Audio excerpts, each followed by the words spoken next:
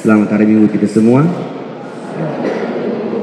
Dominus vobiscum, Tuhan bersama. Baik, hari ini kita merayakan pada hari raya tubuh dan darah Kristus. Saudara dan saudariku yang disayangi Tuhan, barangkali kita semua tahu istilah stunting. Stunting. Lagi tren stunting. Tercatat bahwa pada tahun 2021 ada 5,33 juta balita Indonesia menderita stunting atau kekurangan asupan gizi. Dan stunting ini berbahaya, bahwa anak-anak bisa kerdil, bisa bodoh, bisa nengkak saja karena kekurangan gizi. Guru dong bisa pukul semati dia karena stunting. Itu 5,33 juta balita Indonesia.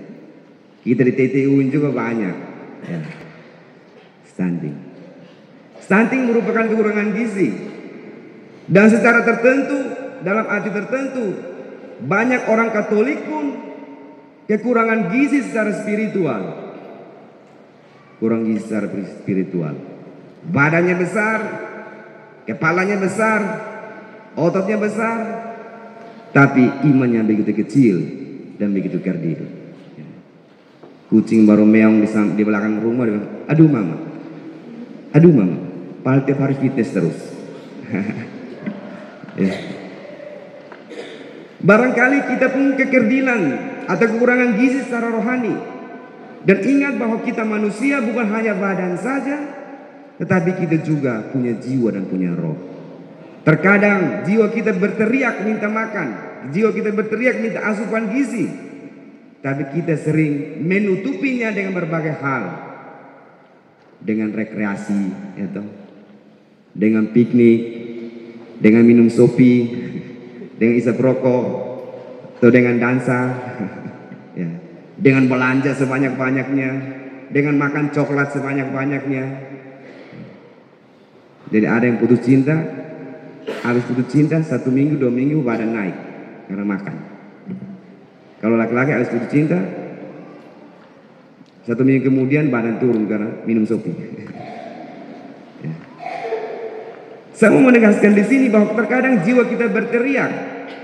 Ketika Tuhan menciptakan manusia, Tuhan taruh satu kemampuan dalam diri manusia. Ada semacam satu lubang dalam diri manusia yang hanya diisi oleh Tuhan sendiri. Kita bukan saja makhluk fana, tapi kita makhluk rohani. Maka hidup tidak saja tentang jasmani, tetapi juga hal-hal rohani, hal-hal spiritual. Maka ada satu kutipan begini, jangan mencari pada manusia apa yang hanya kita dapat dari Tuhan. Jangan mencari pada materi apa yang hanya kita terima dari Tuhan. Jangan mencari pada benda-benda fana apa yang hanya bisa Tuhan kasih kepada kita. Maka jiwa kita membutuhkan sesuatu yang hanya Tuhan kasih sendiri. Maka perayaan Ekaristi bagi saya adalah perayaan, pertama-tama perayaan kerinduan. Tuhan yang rindu untuk ketemu kita, kita juga yang datang rindu untuk ketemu Tuhan. Jadi ada banyak motivasi kita datang ikut misa. Ada yang datang ikut misa karena mau tanggung kor, ya. Kalau son kor dia son misa.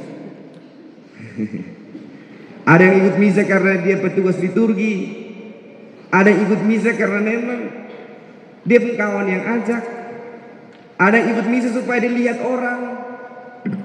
Bagi tidak misa nanti tetangga bilang apa? Ya, berarti dia mau menyenangkan hati tetangga, bukan hati Tuhan.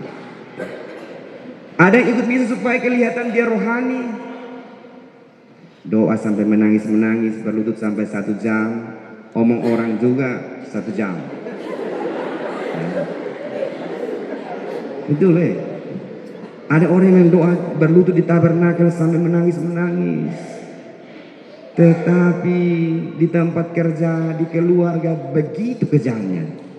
Nanti anak dong bilang, "Hei, mama ini misa doa terus mah. Hei, mama ya. Omong kita nih ya." Jadi bagi saya perayaan Ekaristi adalah perayaan kerinduan. Kita ikut misa bukan karena kita butuh, bukan karena kita ulang tahun, Bukan karena kita mau minta sesuatu, bukan kita ada tugas di gereja, tapi motivasi terdalam kita ikut misa adalah kita rindu untuk ketemu Tuhan. Rindu. Wah, orang kalau rindu itu, adek di naik kakek, kita di kebak sini, malam-malam adek WhatsApp kakak rindu. Dia ambil di revo kecil itu, fuit naik kakek. Soalnya takut. Tapi dia pun mama bilang, lu beli ambil sayur di pasar. Mama, hei sabar dulu ya. Tapi dia pun pacar anak itu, kak rindu, atau emoticon sah. Emoticon kepala baru jantung dua di mata. Wih, gas. Ya. Jadi perayaan Ekaristi adalah perayaan kerinduan. Tuhan yang rindu untuk ketemu kita dan menyelamatkan kita, memberkati kita. Kita juga yang rindu untuk ketemu Tuhan, supaya kita diberkati dan kita diselamatkan. Jadi motivasi terdalam seharusnya adalah kerinduan. Rindu untuk memuji Tuhan, rindu untuk menyembah Tuhan, rindu untuk berjumpa dengan Tuhan. Karena puncak dari kerinduan adalah perjumpaan. Jadi kalau rindu mason pernah ketemu, tacu kosong adik. Gua lurus. Ya. Puncak dari kerinduan adalah perjumpaan. Ya biasanya orang kalau rindu kan, kalau sudah ketemu kan, pengen tidak bisa, lama-lama sekali. Ya. Maka kita rindu untuk menyembah Tuhan di tempat ini. Maka pusat dari penyembahan orang Katolik, dengar baik-baik. Pusat dari penyembahan orang Katolik adalah Ekaristi. Puncak penyembahan orang Katolik bukan musik, bukan lighting, bukan singers, bukan musik yang berdentum. Puncak penyembahan kita adalah Dia yang hadir secara hening di dalam roti Ekaristi. Jadi kita pusat penyembahan itu bukan soal dengar lagu, tetapi Yesus yang hadir secara nyata di dalam roti Ekaristi. Inilah tubuhku, inilah darahku. Maka apabila orang mengatakan, misa terlalu lama, doa terlalu lama, misa ini terlalu kering, katakan kepada mereka, karena rindumu terlalu sedikit, karena cintamu terlalu sedikit.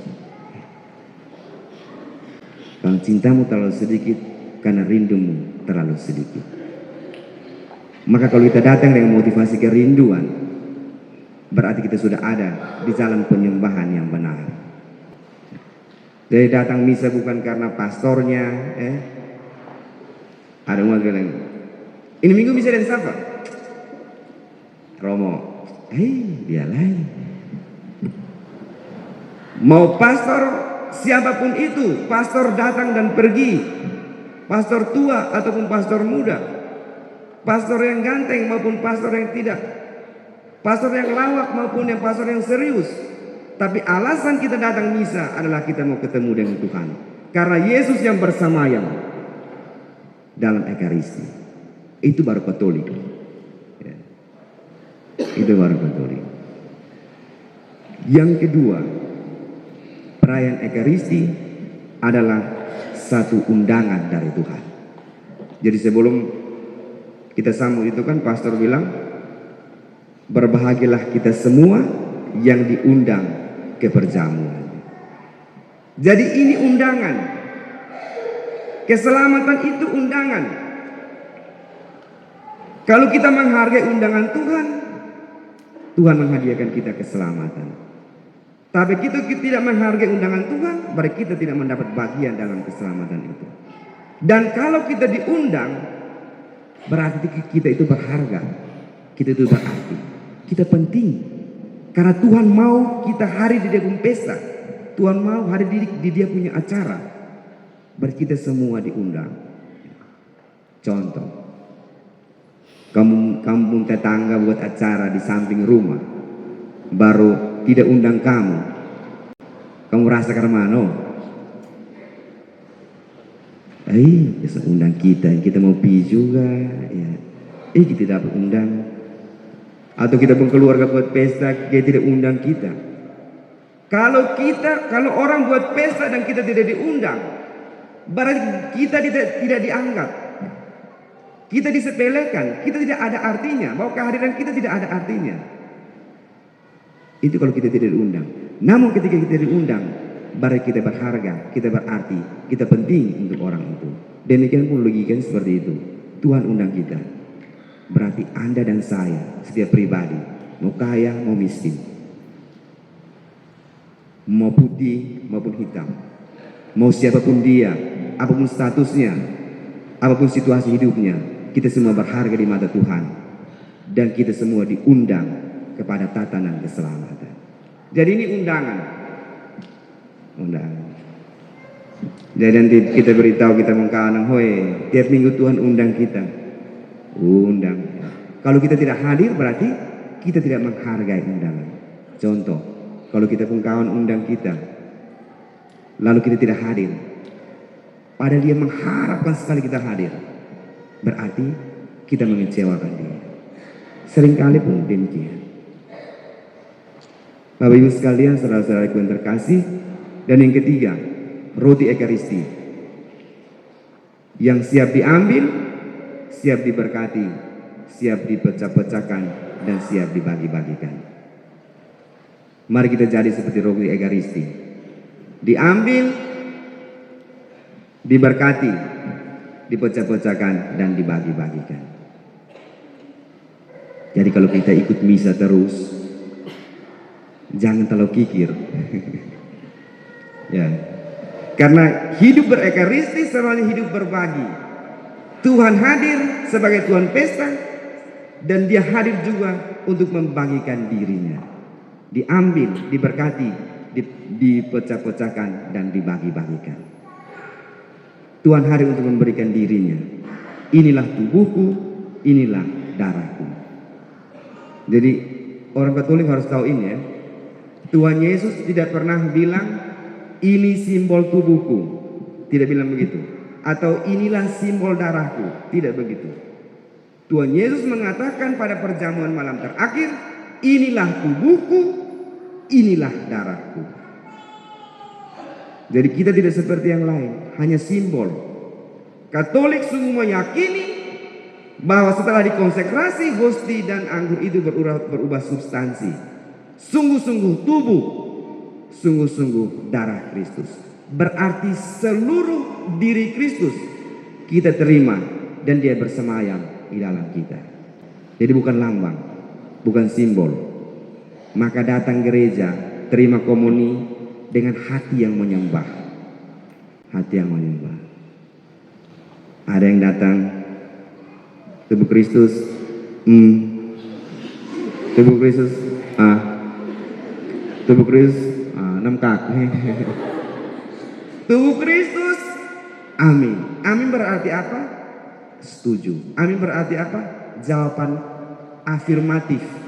Saya mengafirmasi, saya menyetujui bahwa yang saya terima sekarang adalah sungguh-sungguh tubuh Kristus, tubuh dan darah, jiwa dan keilahiannya. Setelah datang sambut saya, tidak jawab amin, langsung kasih. Jangan sampai dia tidak percaya bahwa itu tubuh Kristus, iya toh? Ya. Datang sambut, terima Tuhan dengan hati yang penuh menyembah. Itu juga ditunjukkan dengan sikap tubuh kita. Kalau dulu orang dulu tuh terima pakai mulut, berlutut baru terima pakai mulut. Sekarang ini kita variasi terlalu banyak. Ada hanya begini saja, ada hanya begini, ya toh? Ada datang begini. Ada datang buka tangan, kita belum taruh host, jadi setangkap kita pun tangan. Tubuh Kristus, hai, tangkap sepun tangan. Macam-macam saja. Datang dengan sikap menyembah. Karena pusat penyembahan dari orang Katolik adalah Ekaristi. Sungguh tubuh dan darah, sungguh jiwa dan keilahian Kristus hadir secara penuh di dalam roti Ekaristi. Terima habis hostia juga. Tidak usah jalan kayak McGregor. Tahu McGregor, UFC. Lu mau kenapa di gereja sih? Lu kenapa? Sambut abis orang keramat itu. Kenapa lu? Atau ada mungkin lewat di situ dia tuh pacar anak itu dia hanya begitu. Ada biasa sah.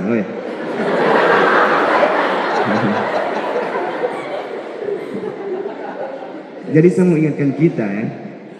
Kita sering kali kita marah ya. Sering kali kita marah kalau kita dengar ada pelecehan hosti di mana-mana. Kita dengar bahwa dalam misa ini ada pelecehan hosti. Dalam misa ini ada pelecehan hosti. Dan kita marahnya luar biasa. Justru yang tidak pernah misa itu yang dia datang mau pukul orang. Ya. Yang misa dong masih sabar Tuhan. Yang misa terus masih sabar Tuhan. Ampunilah dia sebab dia tidak tahu apa yang diperbuatnya. Tapi yang soalnya pernah misa dia datang itu batu di sini, kayu di sini. Dia di mana? Dia di mana? Dia di mana? Ya. Tetapi kita orang Katolik terkadang ajaran gereja mengatakan menyambut komuni harus dengan status berrahmat. Dalam arti dalam keadaan tidak berdosa. Dengan hati yang murni. Dengan hati yang bersih. Dengan jiwa yang pantas. Siap batin betul-betul. Ketika jadi begini. Kita marah kalau orang melakukan pelecehan hosti. Ya bisa jadi kita marah karena itu menistakan agama kita. Tetapi jangan sampai orang Katolik yang hampir tiap minggu melakukan pelecehan itu sendiri. Sakrilegi itu sendiri. Karena apa? Menyambut komuni kudus tanpa persiapan. Menyambut komuni tanpa kesiapan batin. Dan dalam status tidak berrahmat. Ya. Terima komuni tapi hati masih dendam. Maafkan dulu, ampuni dulu. Ampunilah dahulu baru terima komuni. Kalau masih bakal laden orang, masih bakal laden tetangga, masih dendam dia,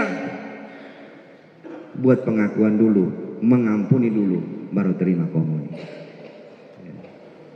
Kalau tidak, kita yang sebenarnya melecehkan.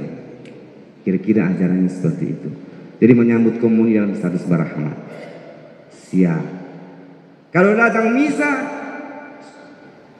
harus datang dari awal sampai akhir. Hanya ikut dari pembukaan sampai penutup. Apalagi sudah mulai bacaan, lebih baik kita tunggu misa berikut. Jangan sampai datang terlambat tapi pulang duluan. Datang makan kah? Ini kira warung kah? Ingat ya, pada perjamuan malam terakhir, setelah Yesus makan bersama-sama dengan para murid, ada satu murid yang Yesus dan murid-murid lain belum makan habis, dia sepulang duluan. Murid itu bernama Yudas Iskariot. Jadi jangan jadi Yudas Iskariot lah begitu. Habis komuni, start motor, fuik. Habis komuni, keluar cerita-cerita. Habis komuni, keluar merokok. Habis komuni, keluar makan siri. Habis komuni, keluar omong orang. Ada gosip orang. Seperti itu. Jadi ini ajar-ajar praktis untuk kita sekalian. Tapi hari ini kita menyadari betapa Tuhan mencintai kita dalam Ekaristi. Yesus menjanjikan 4 hal sekurang-kurangnya dalam Injil. Yesus memberikan betapa kayanya dan kelimpahannya Ekaristi, di mana Tuhan Yesus mengatakan, barang siapa makan dagingku dan minum darahku, yang pertama, dia punya hidup kekal dan aku akan membangkitkan dia pada akhir zaman. Yang pertama. Yang kedua, barang siapa makan dagingku dan minum darahku, ia tinggal dalam aku dan aku di dalam dia. Berarti ketika kita menyambut Tuhan, komuni, Tuhan tinggal dalam diri kita dan kita juga sudah terlebih dahulu tinggal dalam dirinya. Maka Santo Paulus mengatakan, bukan lagi aku yang hidup, melainkan Kristus yang hidup di dalam aku. Tinggal dalam aku dan aku di dalam dia. Dan yang ketiga, Tuhan Yesus mengatakan, barang siapa makan dagingku dan minum darahku, akan hidup oleh aku. Hidup oleh aku. Ya, supaya jangan stunting rohani, sering-sering misal begitu. Yang keempat, barang siapa makan tubuhku dan minum darahku, ia akan hidup selama-lamanya. Di sini kita menyadari betapa kaya, betapa melimpahnya Ekaristi di gereja Katolik. Karena itu, satu-satunya alasan untuk kita misa adalah datang untuk menerima tubuh dan darah Kristus. Yesus yang setiap hari bersemayam untuk mengorbankan dirinya. Tuhan berkati kita sekalian. Selamat merayakan Hari Raya Tubuh dan Darah Kristus. Semoga kita sebagai orang Katolik semakin yakin dengan teguh, karena gereja sejak awal berdiri, gereja Katolik dikuatkan oleh Ekaristi. Oleh Ekaristi. Tidak hanya sabda, tetapi sabda yang menjadi daging yang kita terima di atas altar. Jadi ada dua meja perjamuan. Perjamuan sabda yang kita dengar ini, yang kedua perjamuan Ekaristi yang akan kita terima. Jadi bukan hanya sabda, tetapi sabda yang menjadi daging, yaitu Tuhan Yesus sendiri. Jadi banggalah di gereja Katolik. Kalau Anda mengatakan misanya terlalu lama, misanya terlalu sepi, itu berarti cintamu dan rindumu terlalu sedikit. Tuhan Yesus memberkati kita sekalian. Selamat hari Minggu. Neo kita oke.